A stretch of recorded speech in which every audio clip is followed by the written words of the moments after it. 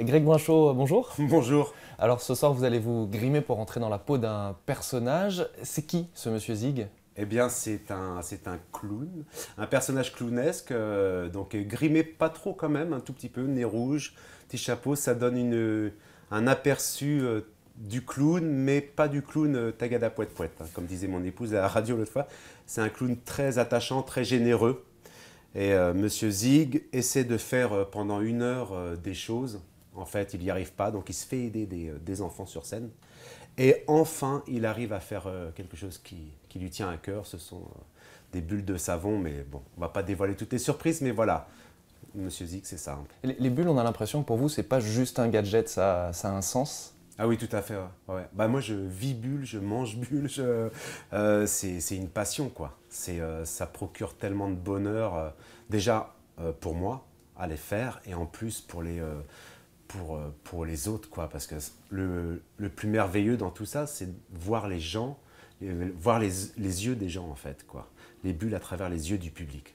Ça, c'est tout le monde a des étoiles dans les yeux, que l'on ait 5 ans ou 80 ans, et les bulles provoquent ça. Et ça, c'est absolument fabuleux, quoi. Et puis en plus, ça marche partout dans le monde parce que monsieur Zig, c'est plus de 1000 représentations. Vous avez Voilà. voyagé partout, Japon, Indonésie, Sénégal, Maroc et j'en oublie. Est-ce que ça change justement le rapport au public en fonction du lieu de la représentation? Bah alors, en fait, pour le clown, il y a des codes par pays, hein, il y a des choses qu'on peut dire ou qu'on peut pas dire. C'est pour ça que moi, j'ai vraiment misé sur quelque chose de très, très visuel. Ça, c'est pour la partie clown. Mais pour les bulles, en tout cas, c'est vraiment le langage universel. C'est-à-dire que la bulle sera ronde, quel que soit le pays. Elle aura les mêmes couleurs irisées et elle provoquera les mêmes réactions dans le public. Pourtant, vous n'êtes pas né dans une bulle. Ah non, C'est arrivé j'aurais plus bien tard. aimé. C'est arrivé plus tard, il y a eu tout un processus, vous n'étiez pas destiné à Ah, ça. pas du tout.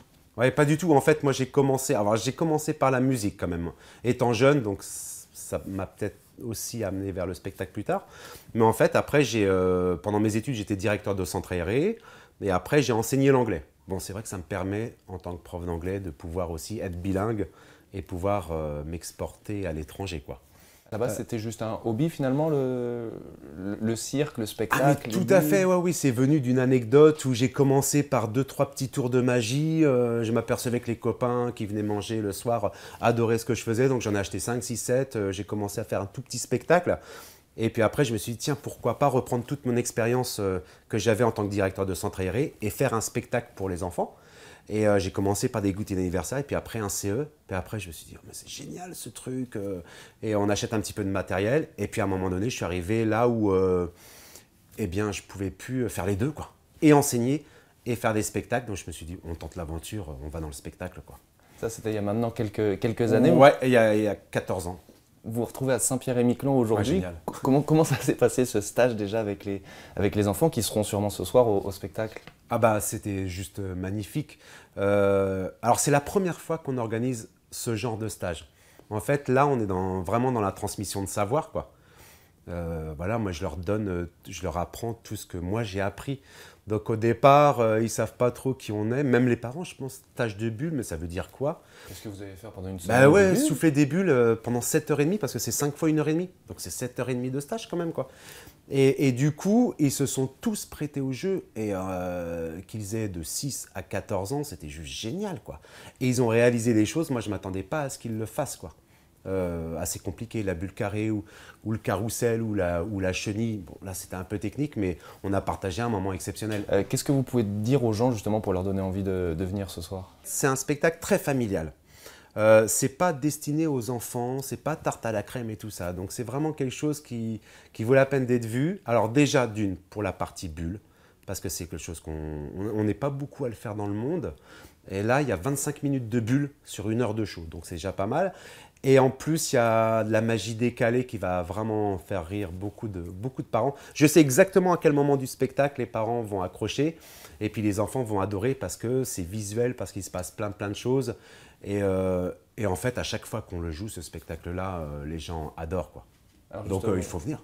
justement, avant de se quitter, on peut avoir un petit aperçu? Ah bah, Il y a du bien matériel? évidemment. Oui, oui. Alors, bon, là, c'est en version, ce qu'on appelle version close-up, donc version un peu minimaliste.